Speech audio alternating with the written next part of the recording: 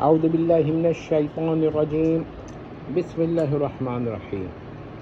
ایک صاحب تھے، عالم بھی تھے، اور ان کا نام تھا ایوب دہلوی۔ ایوب دہلوی صاحب کے کچھ نظریات بہت عجیب تھے۔ ان کا یہ عقیدہ تھا خدا کچھ نہیں کر سکتا، کیونکہ سکنا کا لفظ ان کے نزدیک استعداد یا صلاحیت چاہتا تھا، اور وہ یا قابلیت چاہتا تھا، صلاحیات، قابلیات، استطاعت۔ یہ کہتے تھے کہ باری تعالیٰ ان سے منزہ ہے، لہذا وہ کچھ نہیں کر سکتا، یعنی باری تعالیٰ ایوب دہلوی کے نزدیک کچھ نہیں کر سکتا۔ وہ سکنا کا لفظ ہی استعمال نہیں کرنا چاہتے تھے۔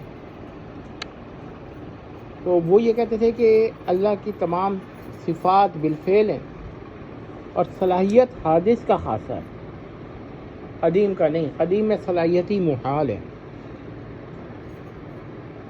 اب اس کا کیا جواب دیا جائے؟ تحقیقی جواب اس کا یہ ہے کہ ایوب دہلوی صاحب نے محض حدوث ہونے کی صلاحیت اور متعلق ہونے کی صلاحیت میں فرق نہیں کیا۔ تعلقات حادث ہے، اور حادث کے وجود و عدم سے جو صلاحیت قدیم میں لازم آتی ہے وہ حق ہے، وہ واجب بالذات۔ واجب بالذات میں لوازم کی صلاحیت محال بالذات ہے۔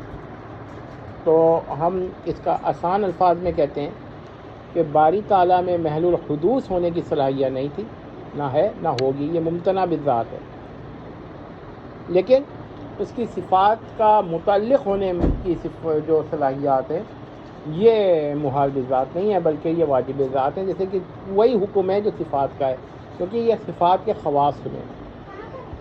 تو یہ غلطی دیکھ لی آپ نے کہ متعلق ہونے کی صلاحیت اور چیز ہے، اور محل الحدوث ہونے کی صلاحیت اور چیز ہے، اور لوازم کی صلاحیت اور چیز ہے۔ لوازم میں اضافہ اور کمی، اس کی صلاحیت باری تعالیٰ کی ذات و صفات ذاتیہ میں ممتنع بالذات ہے۔ امید کرتے ہیں کہ آپ کو بات سمجھ میں آ گئی ہوگی۔